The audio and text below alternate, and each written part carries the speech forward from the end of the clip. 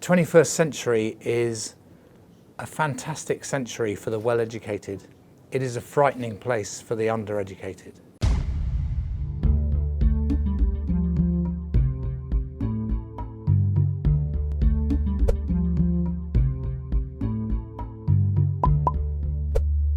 It's a pleasure to have you all here at this night with Sir Michael Barber. It's a pleasure to have you here in Brazil for a night of debate about public policy and education. For you all that are here, Sir Michael Barber is founder and chairman at Delivery Associates and one of the leading world experts in public policy implementation. One, I would say, most important debates of our age, where society have a lot of demands and sometimes governments don't know how to supply and to deliver such demands. I'd like to start this debate asking you, Sir Michael, to introduce yourself a little bit and having you here helping me to interview you. You have David from Lemann Foundation, managing public policy here at the foundation, and Patricia Tavares, faculty member of Insper and Lemann Fellow at the School of Government at Oxford University. Well, first of all, thank you, Leandro, and thanks to Insper for the putting this event on and hosting it. It's a wonderful institution. It's a pleasure to be here. I'm in Brazil because the Lemann Foundation invited me.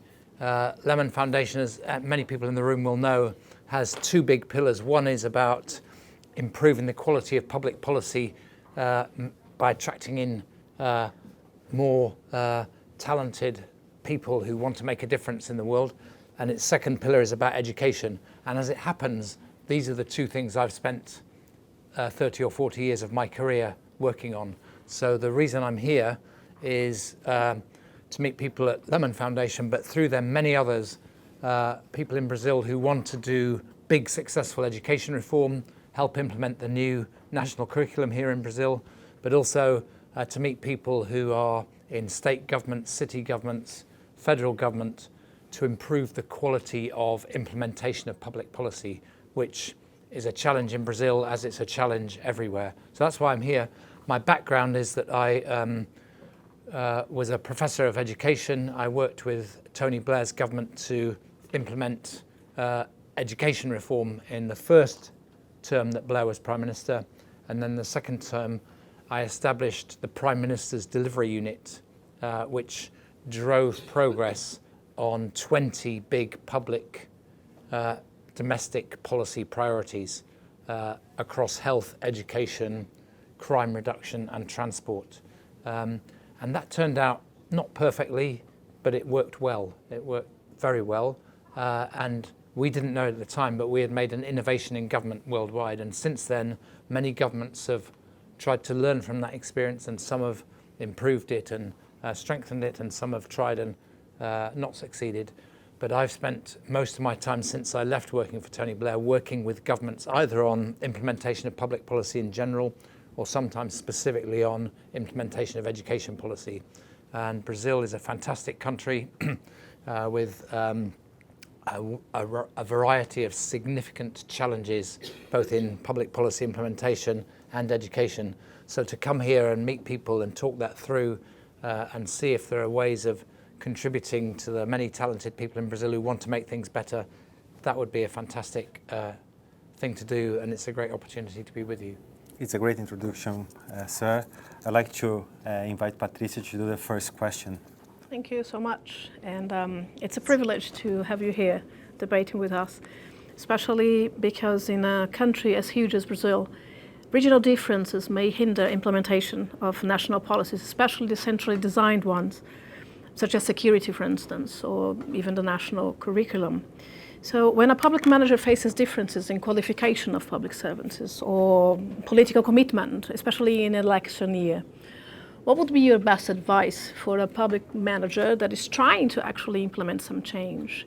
And I'd like to add, what does it take to structure a delivery unit in our state government or a federal government? Because that would be brilliant, right? Well, there's two questions yes, tied up in there, and they're both quite big questions. Got carried away, yeah. Yeah, no, they're good. So let's just start on the first one. Okay. you've got an election coming up, you're a public servant somewhere in Brazil, maybe in the federal government, maybe in one of the states or the big cities, and you've got to decide what to do. One thing to remember if you're a public servant is, although you work for an elected political leader, fundamentally you work for the citizens. That your responsibility, they pay your salary, because the government gets its money from taxes, and even if the politics is distracted by a crisis or an election coming up, you still have a job to do to try to deliver the best value you can for the citizens in the work that you do. And so not to stop and wait to see what happens, but just to keep doing the things you're doing and try to do them as well as you possibly can. Because in the end, public service depends on an ethic of service to the public. Of course, we need political leadership in a democracy to provide direction. You pointed out that in Brazil, it's a very diverse country. It's a huge country. There are many different states, many different cities, lots of different experiments going on. And that makes it hard from a federal perspective to implement a universal policy. Right. On the other hand, it has an advantage, which is that whatever's going on in Brazil as a whole, there will always be some state or city doing a fantastic job. So it's a constant experiment of diverse attempts at government. I've had the opportunity to read about some of the reforms that have been successful in this country. I read about the efforts in Pernambuco state and particularly in Recife to reduce homicide rates under the previous governor. Tremendous example of very effective public policy implementation. Prior to that, I read about very successful education reform in Minas Gerais, where there was very effective implementation, and you saw the progress in that state. So although Brazil's diversity, if you see it from Brasilia looking out and you want everybody to do the same thing, it's a challenge. On the other hand, it's a constant source of experimentation. And what you see in federal systems often is that if a few states innovate and do something successful, the others follow afterwards. So I've been working in Pakistan. In Punjab, they've done a fantastic education and health reform over the last few years. Now I see the other provinces trying to emulate what Punjab has done. So there are different ways in federal systems of getting change. One is, as with your new national curriculum, universal implementation across the whole country. The other is a few states or cities show the way and then others try to follow. So there are positive aspects of having the diversity. And as for the second part of my question, what does it take to create this delivery unit? Yeah, on the delivery unit, the key thing about a delivery unit is it needs to be working directly for a political leader who wants to make a big difference. So you need a political leader with ambition to improve education or improve healthcare or reduce crime or whatever his or her goals are. And then the delivery unit becomes the part of the centre of that government that drives progress on the political leader's priorities. And it works well when the leader has clear priorities. I see around the world lots of political leaders who get elected but don't really know what their priorities are. So the first thing you need is a political leader with courage and priorities and ambition. The second is a delivery unit with a leader who has a good relationship with that political leader. The delivery unit needs to be closely related with the political leader, and then it needs to work with the relevant ministries. It doesn't do delivery, it checks that the government is doing delivery, it helps solve problems. And it's very important that the delivery unit isn't too much in the public eye. The head of the delivery unit should be a humble, quiet person, because when there's success, you need to give the credit to the relevant ministries, to the ministers and so on. And crucial to the whole thing is building routines into the way the political leader works. Brazil knows this very well in the last 3 years. Politics is often dominated by crises and scandals and corruption and media. All of these things are happening all over the world. And if you're a political leader, you can spend all day, every day, just dealing with the latest crisis. You're spinning around trying to deal with all of these things. If you've got a delivery unit, it just focuses on delivering the outcomes you want, and it can build routines into the way you work as a political leader, so you're reviewing progress on your priorities every month, every 2 months, and that's what works. So I worked for Tony Blair running the first delivery unit for 4 years. During that time we had September the 11th, 2001. We had a war in Afghanistan, we had a war in Iraq, we had all kinds of crises in the European Union. And the Prime Minister has to deal with those things. That's his job. My commitment to him was, whatever you're doing, we're just focusing on your priorities. 24 hours a day, we will not be distracted. We're just doing the health reform, the education reform, reducing crime, working on transport. We can't be distracted. Our slogan was, delivery never sleeps. Whatever you're doing, we just do this. We get data, we're checking whether it's working, we're correcting problems, and we're doing all that collaboratively with the relevant government departments and ministries, so they appreciate our help. We're not a threat to them, we're a collaborator. That's the beauty of it. So is it fair to say, as an analogy, would be the unit of PMOs, the guy that is taking care of the process, so the routine is building up, and you articulate the needs of different ministries. Is that? That's part of it. We're not like a project management office or a PMO, because a PMO is managing a project, right, and it manages the process, as you say. In a delivery unit, you have to really care about delivering the end result for the citizen. I'm not interested in a health reform where you pass a law, write a report, get lots of media headlines, unless it changes the lives of citizens for the better. So we're always thinking about the end result. We're always pushing people to think, has this changed the life of a citizen, or hopefully many thousands or millions of citizens? So a big focus on the ultimate outcome, and then working back from the citizen to the central government. Where are all the elements in the delivery chain that will decide whether you succeed or fail?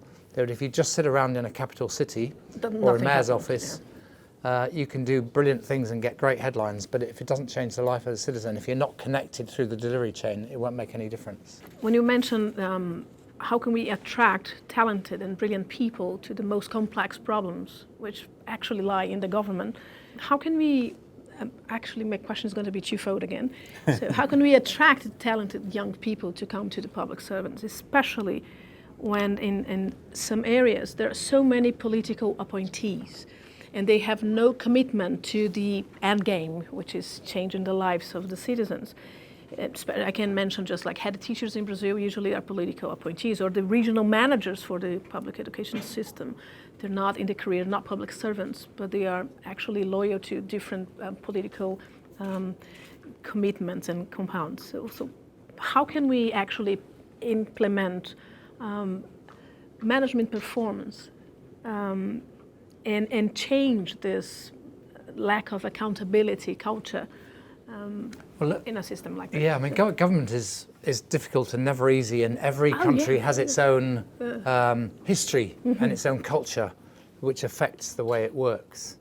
But there are some very straightforward things that you can do. The first thing is, and actually Brazil has a great opportunity right now. I'd say Brazil's been through what everybody will accept is a political and government crisis with the last few years. It's been a very, very difficult time for Brazil.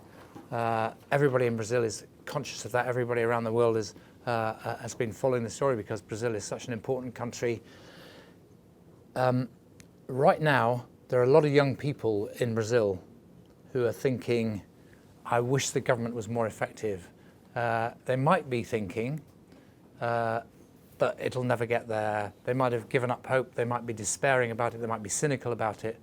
But if the Lemann Foundation or other organizations, universities, can show people a path into government, then actually lots and lots of young people would love to make a contribution to improving the quality of government. So my challenge to any young person, or indeed not necessarily a young person, who's criticizing government, who's cynical about government, who's worried about government, is give it a try.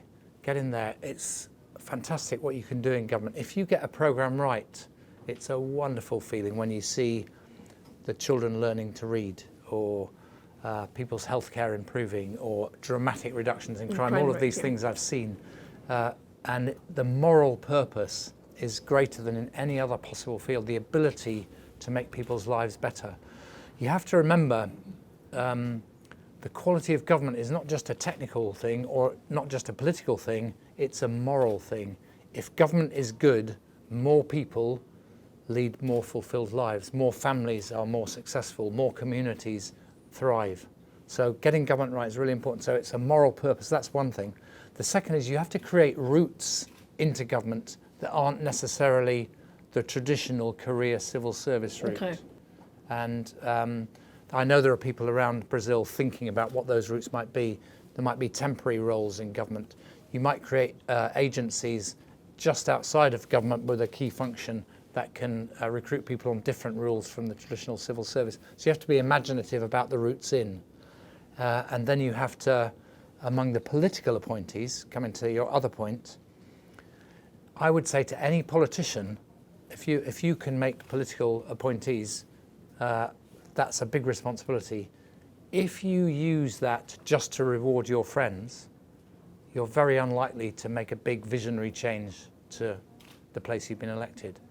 If you want to make a big change to the place you've been elected, of course you want people who are going to be loyal to you, but make sure they're qualified, make sure they've got the talent, make sure they've got the commitment, the passion, the willingness to learn in new contexts how to make a difference.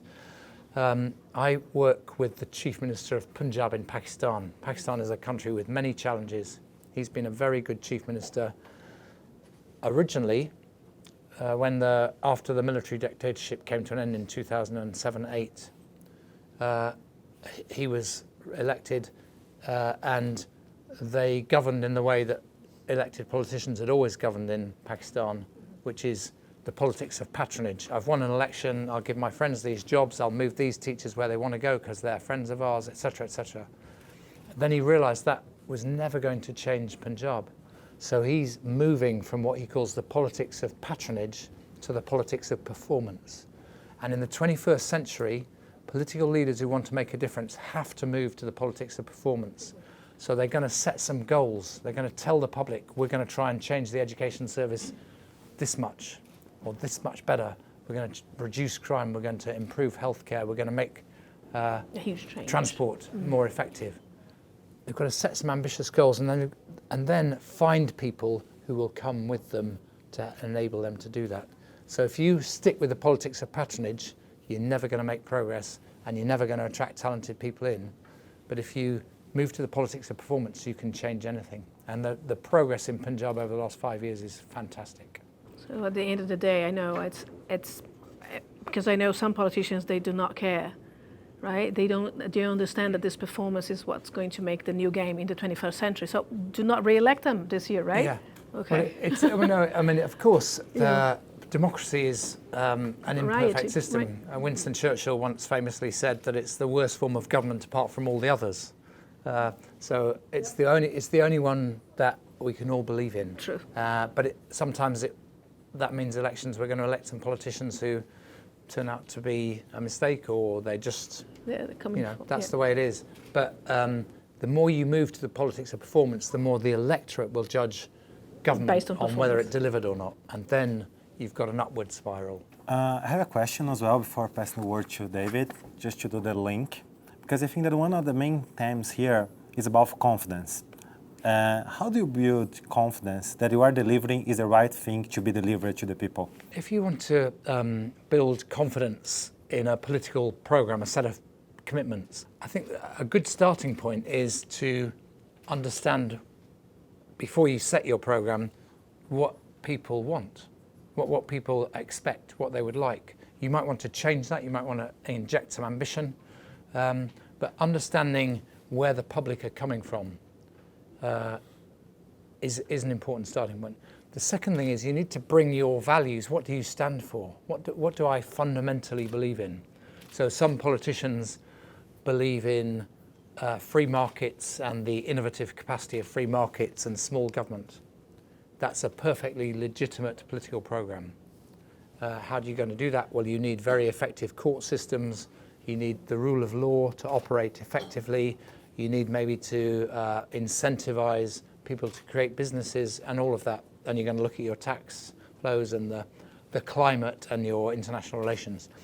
Other politicians believe in a bigger state, and they believe that the government, in addition to creating a successful economy, has a job to promote equity, and that will involve spending more money on schools than you might otherwise do, spending more money on healthcare systems for people who can't afford insurance, and so on and so on, attacking poverty.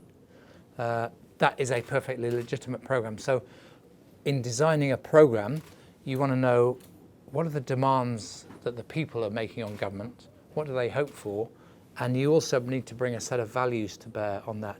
And then you need to paint a picture for ordinary people of how you'd like the country to be different. If they elect you, how will Brazil be different in 4 or 8 years' time?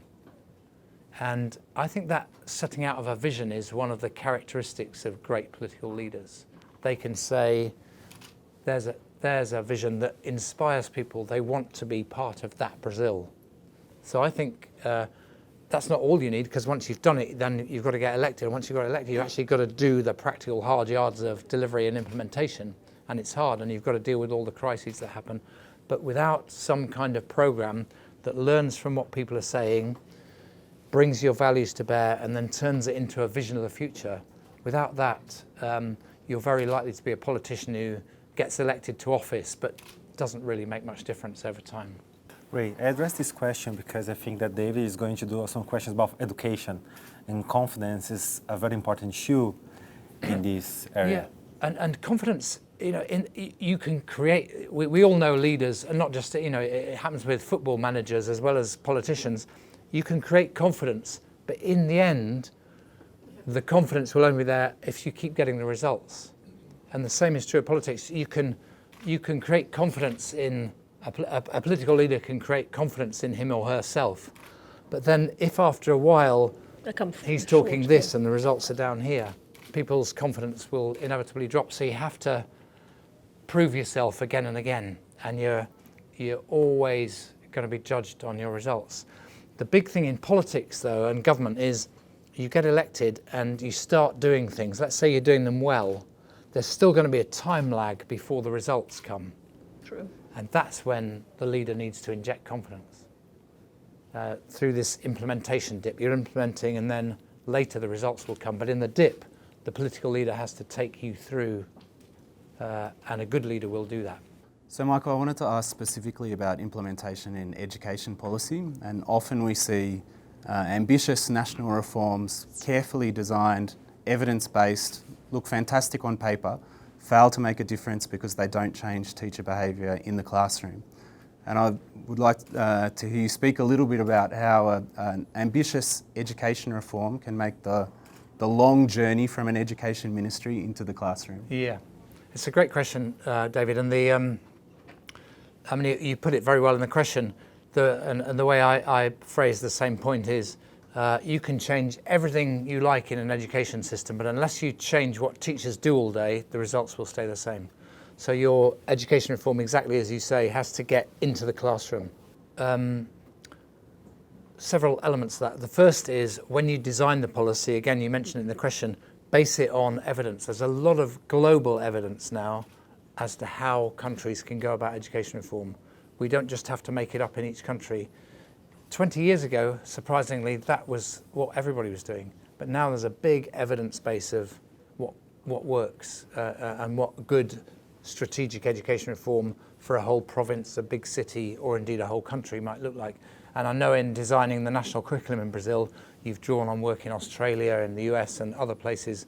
I think that's very, very impressive. So that's the first thing, get the design right so that it's credible. The second thing is make the case for the reform. What are the challenges, without being too critical of everybody who's currently in the system, although you do have to be critical because no education system in the world is good enough, and certainly Brazil's needs a lot of improvement. But then, again, make the moral case why we have to do this. The generations of the future need this reform. The 21st century is a fantastic century for the well-educated. It is a frightening place for the undereducated. And we have to be really clear about this. It's going to be a frightening century for anybody who leaves school without any qualifications. The unskilled work is vanishing increasingly, and if it's there at all, it's low pay. It's a very hard. So getting education right is a moral purpose. You've got to get a high floor, everybody to a high standard, and then beyond that. So you've got to make the case. But then there's a kind of practical, hard-edged bit of this. You've designed a reform, you've made the case, and now you have to make it work. And the way we think about that in so-called deliverology, the process of delivering in government, is you map out the delivery chain. So if you take an education reform, start with a child. Let's say you've got a literacy program and you want to make sure every child in every elementary school learns to read and write well in Portuguese. That would be a fantastic aspiration. Every country should want, in the national language, children to learn to read and write well. So how does a minister standing up in Brasilia and making a promise, I'm going to make sure every child learns to read and write well, how does that minister influence what happens in the brain of an 8-year-old in Recife or Rio or Amazonas? It's not straightforward at all. So you start with a child. I want you to change what happens, how this child learns to read. I've got to influence that child. The teacher must be a big influence. First, I've got to get the child to school. Once they're there, the teacher's a big influence. So then that part of the delivery chain says, well, how do I make sure the teacher has the skills to read and write, to teach reading and writing well? What materials does he or she need? What skills does he or she need? Then the teacher may be part of a department or may be answerable to a school principal. How do I make sure that the head teacher knows how to check that this teacher is doing a good job? And then there might be a little district government. How do I make sure the district government has the skills to appoint, not on political grounds, but sensible people to be good principals of schools? And how do I make sure this district can check that the head teacher has the skills to check that the teacher can teach, to check that the child is learning? And I work all the way up the delivery chain. And eventually I'll get to somebody sitting in Brasilia, and I'll get to the minister, and I'll have maybe 8 or 9 links in this delivery chain. There's one minister, but there's hundreds of thousands of teachers when I get to the front line. And we've got to work out how that delivery chain is going to change if we're going to change what the child learns. And so you map the delivery chain. This is very technical, but it's really important. The relationships between each link in the chain, are they good? Maybe the district gets on really badly with the school principals, so you'd have to change it. Maybe the state or the state government gets on badly with some of the districts. You've got to change it. And it's no good saying, well, it's too difficult. You've got to change it. And so on and so on and so on. So you go through all the links and check on the relationships. And it might be working well in one part of the country and badly in another part of the country. So you have to know not just one delivery chain, but all the regional variations. And then at each level in the chain, you say, have these people got a pressure to change? Why should they change what they do? What is the accountability pressure or the transparency pressure on that person? But not just the pressure to change, but the support to make the change. So you've got to teach reading in a different way. You're the teacher. Why should I do that? I've been teaching reading for 20 years. Why does the government tell me to change now? And there needs to be a pressure to change, but there also needs to be somebody saying, and I'm going to show you how to do that. There needs to be the development. And so this is a big system change. And here in Brazil, with a new national curriculum coming in 2020, you really have to think through how you're going to get the pressure and support combined at each level in this delivery chain. Otherwise, it's not going to work. It might work in some places, but it's not going to work universally, so you'd miss the opportunity. And that's the key thing. And exactly as your question said, start with the classroom. How do I change what happens there and then work back up, rather than sitting in Brasilia and making speeches and then hoping somehow it'll change the life of a teacher in a classroom. What about the family? It's not part in the process of helping kids to learn. It's a great question. So I've talked about because they were talking internally. No, so great question. So I've talked about the delivery chain in the system. Right. But if you can change what the family does, if you can persuade the parents to read to the child at bedtime, if you can change so that the parent takes the child to the library or sits in the evening and talks about some story that's in the newspaper, all of these things, they will make a huge difference. So we had exactly that challenge in England with the literacy program about 20 years ago that I was responsible for. We did everything I talked about with the delivery chain, and the teacher said, well, what about the families? And they're quite right. So you know what we did? We had the National Year of Reading. Okay. We had television adverts on how you could read to your child, a helpline that you could call if you wanted advice on books and how you could do that. Every library in the country was part of it. Lots of businesses sponsored the National Year of Reading. We even, I don't know what you call them in Portuguese, but on television we have soap operas. Novella. Yeah, so these are going. So we have the 3 very popular soap operas on English television, or there were back then, British television. You know, we went to see the script writers and we said, we're going to have the National Year of Reading. Obviously, it's up to you. It's up to you what you write because you're independent companies. But why don't you write a literacy story in? They write it in. So in 1998-9, you couldn't move in England without seeing the National Year of Reading somewhere. It was on television, it was on billboards, it was on the side of buses, it was in every library, it was in lots of businesses. If you bought potato chips, it said National Year of Reading on the packet. And so the teachers suddenly felt they were part of something bigger. So you can do that too. And by the way, the percentage of parents reading to primary age children at bedtime went from 44 to 65% in 1 year. Wow. Excellent. Or something like that. I may have got the number slightly wrong. It's a huge change. You mentioned accountability, and you've written a lot about the importance of targets and monitoring in ensuring quality in government services. In education, we often find that teachers vehemently reject targets, and they argue that targets necessarily simplify the aims of teaching. And they have some evidence to support their arguments in that some of the best performing education systems in the world are characterised by high levels of trust and autonomy that teachers enjoy. In your view, where does the right balance in education between trust and accountability lie? It's a very difficult question, and it's a very profound question about running an education system. In the very best, some of the best systems in the world do rely completely on trusting teachers. And to me, it's not difficult to trust teachers if all the evidence shows they're delivering very, very high standards that match the best in the world.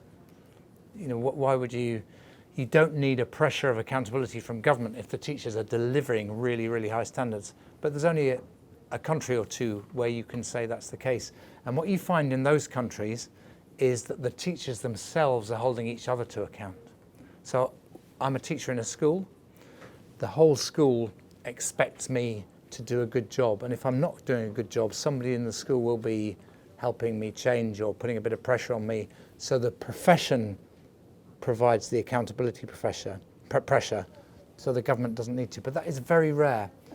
In a country like Brazil, where you've got some definitely need for significant improvement in the overall system, you've got quite a lot of variation within the system. I think you do need some accountability pressure. Teachers are paid out of public funds. They, on the whole, get certainly relative to other people in Brazil, good pensions, and they have an obligation, a responsibility to use that public money, which after all is money from other people in the country. It's not government money, it's taxpayers' money. They have an obligation to do the best they can to deliver, and many teachers do that automatically. But there needs to be some pressure to improve, and there does need to be some evidence of which schools are succeeding and which ones aren't, and then the system needs to adjust. It needs to deal with the ones that are underperforming and learn from the ones that are doing best. So to me, without an accountability system in a system that needs to drive improvement, you won't make progress. And trust and accountability go together in that sense. They're not opposites.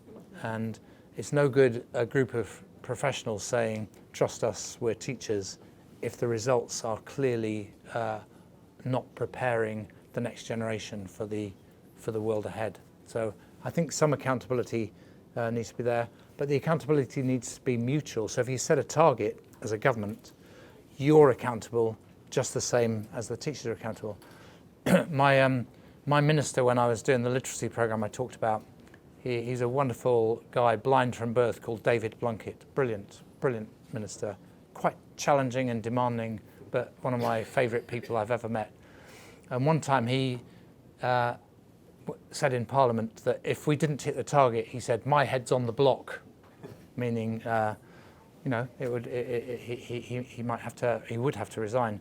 And I saw him afterwards, like an hour or so afterwards. I said, "Wow, that was a bit rash." And he said, "No, we all have to take responsibility for this, Michael." And then he said, "And by the way, if I resign, you're coming with me."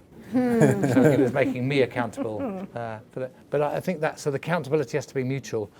We're going to demand you deliver results. In return, you can expect us to provide you with the materials, the support to make the change. Well, I think that you're talking about trust, accountability, and Patricia has a question about Rio. A little bit out of curiosity, because when the system collapses or when government is unable to manage processes and then delivery, there must be some sort of refoundation of the system. I don't know how much you're following what's going on in Rio. It's not just in the security area, but in general. And I know that's not the case, but what would you recommend, or what would be possible to rebuild that space? Otherwise, how can we deliver, or again, in a state that has been When the state collapses. When the state collapses, yeah. Yeah, so I don't know enough about Rio, but I've heard what you said, and other people have been talking to me about that. Yeah. It's a very, very difficult. What you find in, I have worked in some places where government is very ineffective. I haven't been to Rio, sadly. I'd love to go there one day. But what you find is that there are always some public servants who will do the best they can in the circumstances. This is true. And these people need to be cherished and treasured and supported and encouraged by the public. Yeah. There's, I've been in the furthest flung bits of some of the provinces in Pakistan, not Punjab and elsewhere, and even when everything was broken down, you find a head teacher doing a fantastic job, and these people are inspiring. I can remember years ago going into a very, very bad school, fortunately now closed in England, but there was one teacher in there whose lessons were just beautiful. They were inspiring. I was meant to be inspecting them, but I just thought, this is so inspiring. I was inspired, and so were the 16-year-olds. So there's always good people. So one thing is to remember the good people who, for moral, ethical reasons, will always do a good job, and never forget them and not write them all off. Right. The second thing is, in the end, in a democratic society, the public has to make plain that this is not acceptable, and it may take a crisis driven by media or something going horribly wrong, and these are moments when you can turn things around. Right. When we looked at big strategic education reforms where there was a uptick in the performance, three things prompted it. One was a change of leader, so a new politician elected who has a big vision, like we were talking about with Leandro earlier. The second one is an external report that says this is not good enough. Okay. Very powerful. The third one is a crisis. And in the crisis, you need to find new leadership. So there's no easy way out of what you describe. I don't know enough about Rio particularly, but in the end, remember the public servants who are doing their best in difficult circumstances. Yeah, right. And then in the end, the public will have to stand up and demand something different. And it may take a bad crisis to generate that degree of intolerance of what's unacceptable. Our time is out. You have no more time to talk. Time flies really fast. It was a pleasure having you here. I think you had a great night learning about trust in public services. I think what you have just said, it's is a state of faith in government, in the state, and what you can do as a society for really changing what you want to see changing in the world. Can I just say two things before the time runs out? So one is, I want to reinforce the point I made about how important government is for people to lead fulfilled lives. There's a bit of a tendency in the 21st century for everybody to say, oh, government should get out of the way, it's a big problem. And of course, government does some bad things in some places or some incompetent things in lots of places. But government itself is fundamental to leading fulfilled lives. You need order, you need services, you need things that work. And people should never forget that, because when it breaks down, as we've just talking about, it creates misery for so many people. The second thing to say is, if we can get this all right in the 21st century, government can create the circumstances in which all of us all over the world can lead much more fulfilled lives. And for that we need good public servants, but we also need leaders, good people to come into politics. And there's a general sense of cynicism about politics, and you can imagine in Brazil why that would be the case right now. But good people need to choose to go into politics. So when people go into politics and get elected, just suspend the cynicism for a while and treat them with respect. Treat them with the honour. Somebody chose to put themselves through an election, they got elected, and they get bombarded by the media. It's going to be hell for them, maybe for their families. Give them some respect, because people who choose to get elected in democratic societies are doing something important and honourable. I have no words to thank you for these last words. I think that this would be the best way of finishing this talking. It was great to have you here, sir. Thank you so much.